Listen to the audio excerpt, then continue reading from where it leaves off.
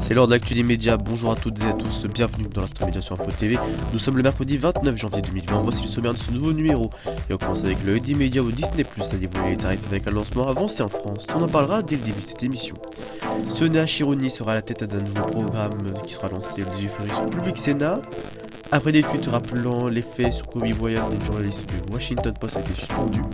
Et dans le focus film du moment, on parlera du film Bad Boys for Life.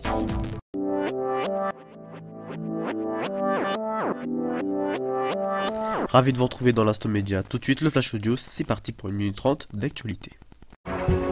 Le Flash Audio, Théo Tornet. Bienvenue dans ce Flash Audio, les titres de cette édition.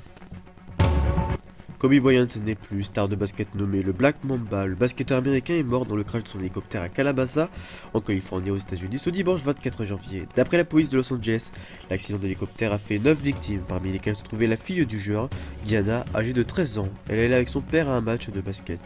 Actuellement, parmi les 9 corps retrouvés dans les débris de l'hélicoptère, le corps de Kobe Bryant a pu être identifié.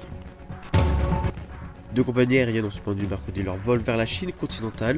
L'épidémie du coronavirus a déjà fait plus de malades que le SARS, tandis que plusieurs centaines de ressortissants japonais et américains étaient évacués de Wuhan, berceau du virus.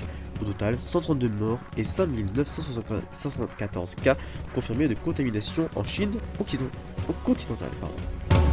Un fort séisme de magnitude 7,7 sur l'échelle de Richter a touché les Caraïbes entre Cuba et la Jamaïque, mais aucun dégât n'a été rapporté dans l'immédiat, malgré des évacuations rapportées de la Havane à Miami.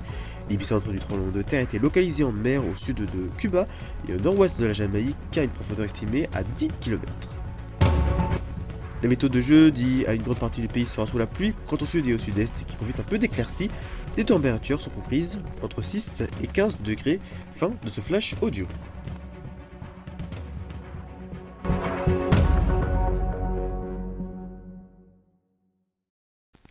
Voici l'œil des médias. Disney+, la plateforme de SVOD de Disney a annoncé mardi d'avancer sa sortie en France d'une semaine, prévue le 31 mars.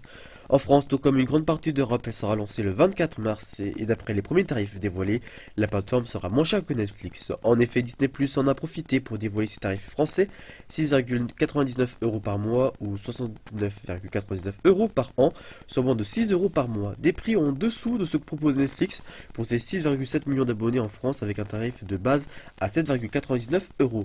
Même s'il sera possible de souscrire directement en ligne au service, Canal+ a annoncé qu'il sera le distributeur exclusif de Disney+, et les opérateurs d'internet devront passer par le groupe crypté pour en bénéficier leurs abonnés avec possibilité d'intégration dans le pack ciné-série dont les chaînes OCS et Netflix se trouvant dans le pack.